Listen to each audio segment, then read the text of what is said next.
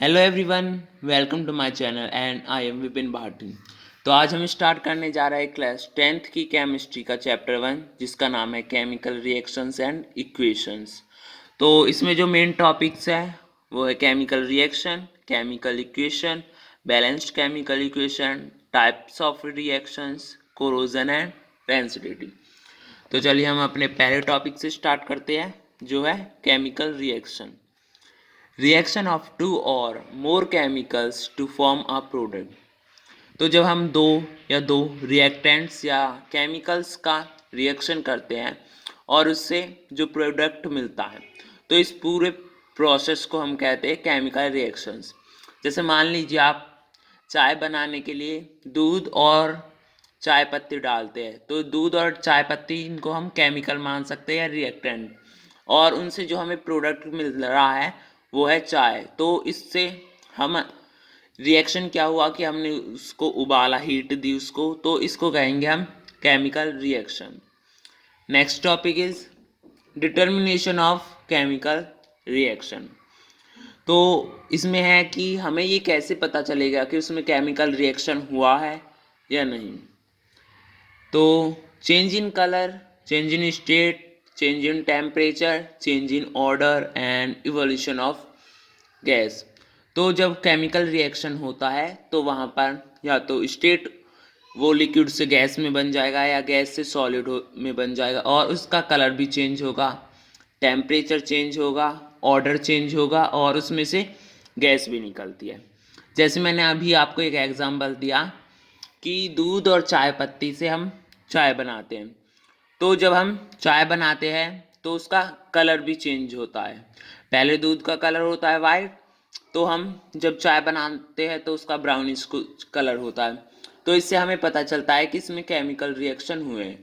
उसका टेम्परेचर भी इंक्रीज होता है और उसमें से गैस भी निकलती है जो वेपर के फॉर्म में निकलती है। तो इससे हमें पता चलता है कि वहाँ पर केमिकल रिएक्शन हुआ है। Next topic is chemical equation, symbolic representation of chemical reaction using symbols, formulas, etc. For example, magnesium plus oxygen gives magnesium oxide. तो केमिकल रिएक्शन क्या होता है?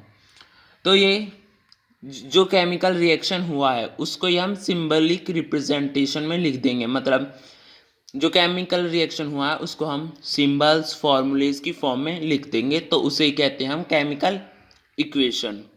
जैसे आपने मैथ में पढ़ा होगा कि क्वाड्रेटिक इक्वेशंस पे वर्ड प्रॉब्लम होती है, तो उन वर्ड प्रॉब्लम्स को हम फॉर्मूले में लिखते हैं। तो इसी तरह इसमें है कि जो भी रिएक्शन होता है उसे हम इक्वेशन की फॉर्म में लिखते हैं। जैसे यहाँ पे एक रिएक्शन होता है कि when magnesium and oxygen reacts it will give magnesium oxide. तो इसी को हमने शॉर्ट फॉर्म में, मतलब इसको इक्वेशन में लिख दिया है कि magnesium plus oxygen gives magnesium oxide. तो यह है केमिकल इक्वेशन।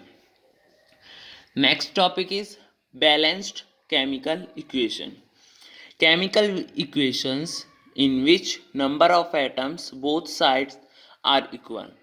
तो बैलेंस्ड केमिकल इक्वेशन वो होती है जिसमें रिएक्टेंट और प्रोडक्ट दोनों साइड पे एटम्स के जो नंबर है वो इक्वल होते हैं।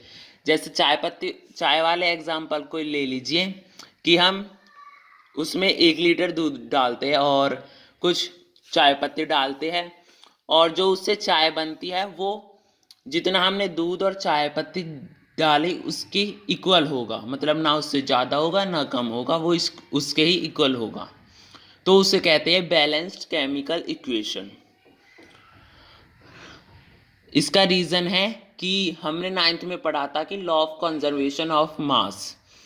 तो इसको फॉलो करने के लिए केमिकल इक्वेशन बैलेंस्ड होनी बहुत ज़रूरी है। तो ये क्वेश्चन आ सकता है कि why chemical reactions is necessary to be balanced. तो इसका रीज़न है law to follow law of conservation of mass.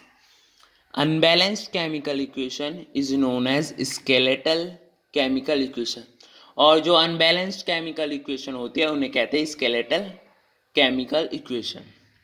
Now next topic is, and it is very important topic, types of chemical reactions. तो इसमें first type है combination reaction. Two chemicals combine to form a new product. जब दो chemicals या दो reactants का reaction होता है और उनसे हमें एक नया प्रोडक्ट मिलता है तो उसे कहते हैं कॉम्बिनेशन रिएक्शन. आप ऐसे भी समझ सकते हैं कि जब दो रिएक्टेंट कंबाइन होते हैं तो उसे कहते हैं कॉम्बिनेशन रिएक्शन. जैसे यहाँ पे ए और बी दो रिएक्टेंट हैं और इनसे हमें एक प्रोडक्ट मिलता है ए बी. जैसे यहाँ पे कार्बन और ऑक्सीजन से कार्बन डाइऑक्साइड मिलता है. तो यहाँ पे कार्बन और ऑक्सीजन दो केमिकल्स है और इनसे जो हमें नया प्रोडक्ट मिलता है वो है कार्बन डाइऑक्साइड. तो ये हुआ combination reaction. Next is decomposition reaction. Product breaks into two chemicals. तो जब एक प्रोडक्ट दो केमिकल्स में ब्रेक होगा उसे हम बोलेंगे डिकम्पोजिशन रिएक्शन. तो यहाँ पे जैसे ए बी एक प्रोडक्ट है वो दो रिएक्टेंट्स में ब्रेक होगा ए और बी में. इसको हम कॉम्बिनेशन रिएक्शन का अपोजिट भी कह सकते हैं क्योंकि कॉम्बिनेशन रिएक्शन में दो रिएक्टेंट से एक प्रोडक्ट बनता है और यहाँ पर एक प्रोडक्ट से दो रिएक्टेंट बनते हैं. मतलब यहाँ पे एक प्रोडक्ट दो रिएक्टेंट्स में ब्रेक डाउन होता है. जैसे यहाँ पे AgCl gives Ag plus Cl2. Now next, displacement reaction. More reactive metal displaces a less reactive metal. तो डिस्प्लेसमेंट में है कि जब मोर रिएक्टिव मेटल मतलब जिसकी रिएक्टिविटी ज़्यादा है वो सबसे लेस रिएक्टिव मेटल को रिप्लेस करता है तो वहाँ पर होता है डिस्प्लेसमेंट रिएक्शन. जैसे यहाँ पे ए बी एक केमिकल है और एक केमिकल सी है. तो मान लीजिए जो ये सी है वो ए से ज़्यादा रिएक्टिव है तो ये ए को यहाँ से रिमूव कर देगा, डिस्प्लेस कर देगा और बी की जगह खुद आ जाएगा. तो इससे जो प्रोडक्ट बनेंगे वो सी बी और ए बनेंगे. For example CuSO4 plus zinc gives zinc SO4 plus Cu. तो यहाँ पर ये कॉपर की जगह जिंक कॉपर से ज़्यादा रिएक्टिव है तो ये कॉपर को डिस्प्लेस कर देगा और कॉपर की जगह खुद आ जाएगा जिससे बनेगा zinc sulphate plus copper. And next is double displacement reaction. Two compounds exchange their ions to form new. Double displacement reaction.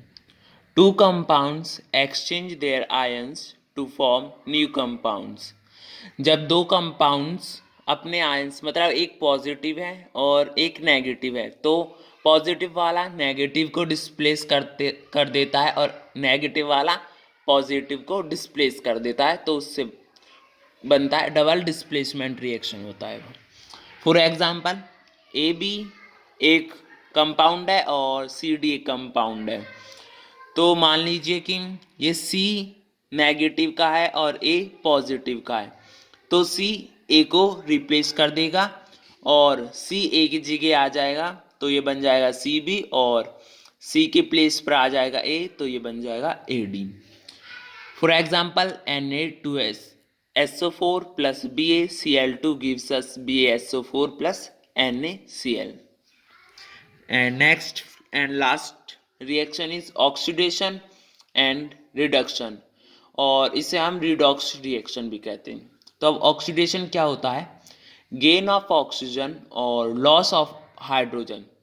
जिस रिएक्शन में ऑक्सीजन ऐड होता है मतलब एडिशन ऑफ ऑक्सीजन और रिडक्शन ऑफ हाइड्रोजन उसमें ऑक्सीजन ऐड होती है और हाइड्रोजन रिमूव मतलब रिडक्ट होती है. एंड रिडक्शन है गेन ऑफ हाइड्रोजन और लॉस ऑफ ऑक्सीजन. ये ऑक्सीडेशन का ऑपोजिट है. इसमें हाइड्रोजन ऐड होती है और ऑक्सीजन रिमूव होती है. Here for example CuO plus H2 gives us Cu plus H2.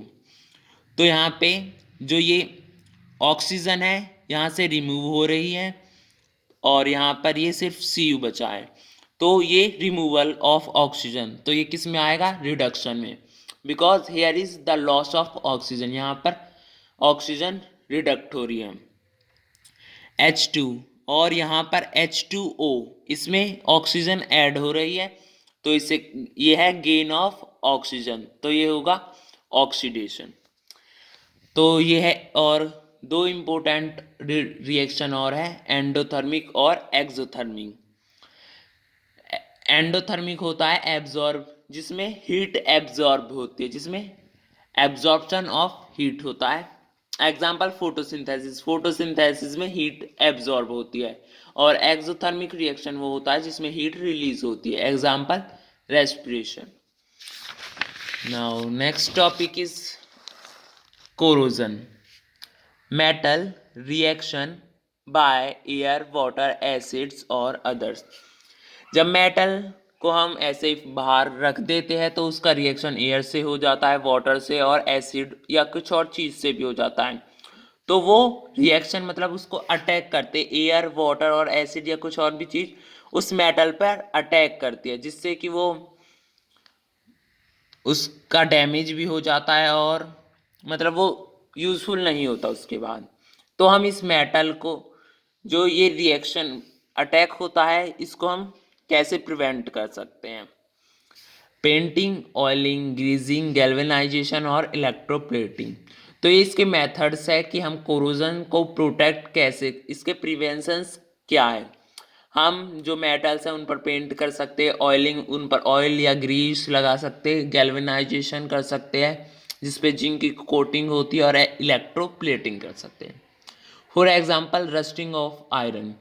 अब देखना कि जब हम आयरन को ऐसे ही पानी बाहर रख देते हैं तो उस पर जब बारिश होती है तो रस्ट लग जाता है, जिसको हम जंग भी कहते हैं। तो it is the example of corrosion. Next topic is, and this is the last topic of this chapter, rancidity. The spoilage of food by oxidation, its smell, taste changes called rancidity. जब food oxidation के कारण spoil हो जाता है, मतलब वो सड़ जाता है, तो उसे हम कहते हैं रेंसिडिटी। और इसमें रेंसिडिटी में जो फूड है उसकी स्मेल चेंज हो जाती है, टेस्ट भी चेंज हो जाता है, तो उसको हम कहते हैं रेंसिडिटी। तो अब रेंसिडिटी के प्रिवेंशंस है, antioxidant are added, chips and snacks packed filled with N2, milk, butter, vegetables, fruits kept in fridge। तो इसके प्रिवेंशंस है कि हम एंटीऑक्सीडेंट्स भी यूज़ करते हैं जिससे कि उसमें ऑक्सीडेशन ना हो। और चिप्स, और आपने देखा होगा कि चिप्स और या फिर कुरकुरे और अदर बेवरेजेस, उनके पैकेट थोड़े फूले फूले से, उनमें एयर होती है, वो होती है N2 जो कि उसे ऑक्सीडेशन से प्रोटेक्ट करती है। और हम मिल्क, बटर या कुछ और चीज़ ऐसे इनको फ्रिज में रख सकते हैं। और इसके एग्जाम्पल है एंटीऑक्सीडेंट्स के BHA और BHT। तो ये चैप्टर हमारा कंप्लीट हो गया है। अगर आपको कुछ इसमें डाउट हो तो आप कमेंट सेक्शन में ज़रूर लिख सकते हैं। Thank you.